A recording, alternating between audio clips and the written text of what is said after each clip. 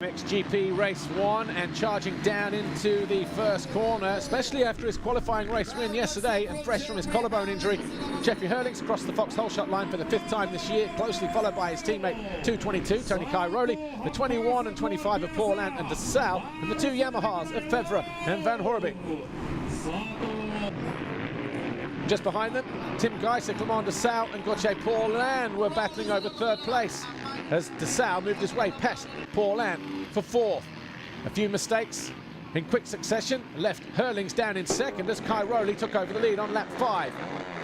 Fevre found his way past Paulin, and that moved him up into 5th position on the Monster Energy Yamaha. That's where he would stay, but DeSalle wasn't done yet.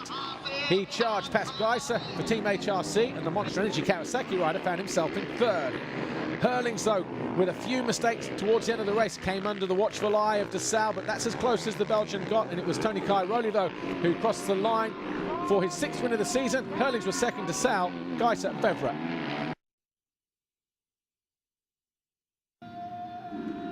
MX2 race 2. This time it was Team HRC's Calvin Valandren who grabbed his first ever Fox whole shot and looked to pull away from the rest of the field. He was closely followed, though, by the number 1 of Paul Jonas and 61 of Jorge Prado.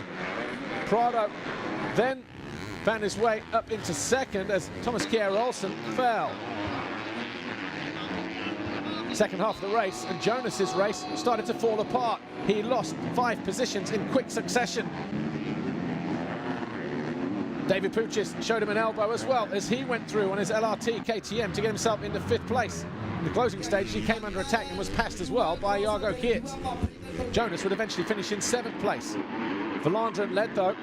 Watson got himself into 2nd position. This was Geerts finding his way past Jonas to go 6th in the closing stages, but Watson and Prado battled over 2nd. Eventually the Brit went through, and that would be a career best finish for the Englishman. Prado eventually came home in 3rd ahead of Covington, your race 1 winner. But it was the first ever race win for Calvin Valandren. It was also his first ever Grand Prix victory with a 3rd and a 1st, and South Africa's first Grand Prix win since Tyler Rattray, September the 7th at Lierop in 2008. Jonas, though, still leaves here with a 7-point margin now over Prado. But the podium, Valandren, Covington and Prado this weekend. Paul Jonas, though, will take the red plate to Samarang in a week's